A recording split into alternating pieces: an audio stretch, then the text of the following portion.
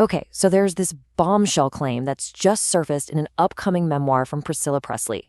She's saying that a rage-filled Elvis actually ordered a hit on her lover. It's a wild story that paints the king of rock and roll as a potential murderer. But does it actually hold up against the historical record? Today, we're going to dig into the evidence and set that record straight. So this is it. This is the heart of the whole thing. Priscilla is alleging that Elvis went to his right-hand man, Joe Esposito, and told him to find a hitman to take out her lover, Mike Stone. She says Elvis only gradually calmed down. I mean, that's a massive accusation, and it's where our investigation begins. All right, just so we're all on the same page here, let's be crystal clear about what Priscilla is now saying. The story is that an absolutely enraged Elvis tasked his road manager, Joe Esposito, with hiring a killer. This wasn't just a moment of heartache.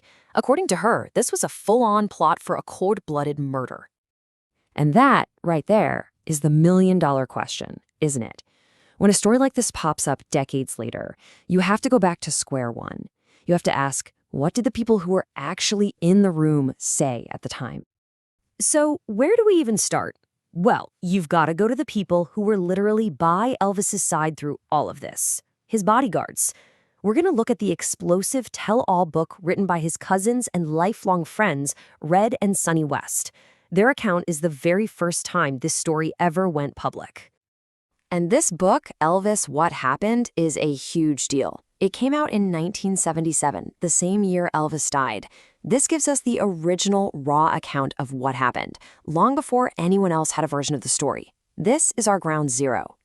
According to their book, Elvis, in a total fit of rage, turns directly to his bodyguard Sonny and says, "Kill the son of a bitch, Sonny." It's just a raw, emotional, desperate outburst. But pay close attention to who he's talking to, Sonny West. And it didn't stop there. He then turns to his other bodyguard, Red West, and says the same thing all over again. "I want the son of a bitch dead." The pattern here is really clear. Elvis is unloading all of this anger onto Red and Sonny West. But here's the kicker. This is what Red West himself says about it. He admits he heard Elvis loud and clear, but he basically dismisses it right away. He says he listened like a damn fool and then flat out says, "But I didn't do it." He obviously saw it for what it was, an emotional breakdown, not a real order. And this is absolutely crucial. The one thing you need to take away from the original story is that the people who heard these words come out of Elvis's mouth were Red and Sonny West. Joe Esposito, his name is nowhere to be found in their account. And that is the first major red flag in Priscilla's new story. All right, so that's one source, and it's a really powerful one. But you know, in any good investigation, you can't just rely on one story. You need to see if it's backed up. So do other historical accounts, the biographies written over the decades, do they support what the Westland said way back in '77? Let's find out. So now we're going to bring in some other heavy hitters. People from his inner circle, the so-called Memphis Mafia, and also the most respected Elvis biographer out there. These folks documented this event over the years, and what they have to say is vital for figuring out what really happened. First up, Peter Gorelick's book, Careless Love. I mean, if you know anything about Elvis biographies, you know this is considered the definitive one. Gorelick had incredible access. So what does his account say? And what does Gorelick say? Well, his account lines up perfectly. He confirms Elvis told Red West to take care of him. And he adds that really important context, that Elvis was talked down and gradually calms down. This frames it not as some secret plot, but as a moment of extreme passion that was quickly brought back down to earth. Okay, so let's add another layer. We've got this book, Revelations of the Memphis Mafia. This has direct testimony from other guys in Elvis's crew, people like Marty Lacker and Lamar Fike, who saw everything up close. What did they think about this whole incident? And Marty Lacker, one of Elvis's closest friends, he doesn't mince words. He's like, no way, Elvis would never have gone through with it. He was just letting off steam.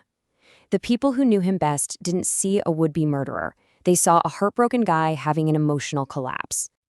All right, we've looked at the evidence. We've heard from the eyewitnesses and the historians. Now it's time for the moment of truth. Let's put all of this side by side and directly compare Priscilla's new story with the record we've had for the last 50 years. I mean, just look at this. It couldn't be clearer. You look at the Who Was Asked column. Priscilla is the lone voice saying Joe Esposito. Every single other source points to Red West. And then you look at, was it a real plot? Again, she's the only one saying yes. Everyone else who was there agrees it was an emotional outburst that went nowhere. So, the verdict? It's a slam dunk. The historical record is rock solid on two key things. Elvis vented to Red West, not Joe Esposito, and it was exactly that, venting. It was never a serious plot. So, this all leads to a much bigger question, right? If the story has been this clear for almost 50 years, why change it now? Let's unpack what it means to rewrite a story this established, this long after the fact. What does changing these details really do? Think about this timeline. For almost 50 years, the story was set in stone. You've got 1977 with the original account, then 1995 with the inner circle backing it up, then 1999 with the definitive biography cementing it, all saying the same thing. And then, bam! Decades later, a completely different version of the story appears out of nowhere. So, what's the big deal? Why does this even matter? Well, for one, it paints a much, much darker picture of Elvis than the people who were there ever described. It also conveniently shifts the story away from Red West, the guy who first exposed the affair in his book. It drags Joe Esposito into it, a man who always denied this and sadly isn't around to defend himself. And let's be honest, it creates a sensational headline that helps sell books. And really, that's what this all boils down to. You're taking a moment of raw human grief, a man in incredible pain lashing out, and twisting it into a cold, calculated murder-for-hire plot. And that just fundamentally damages the truth of a person's legacy. And that's the question we're left with, isn't it? After half a century of a consistent historical record built on the testimony of the people who were actually there, why rewrite it now? It really makes you think about memory, about why we tell the stories we do, and about the very powerful and often complicated business of legacy.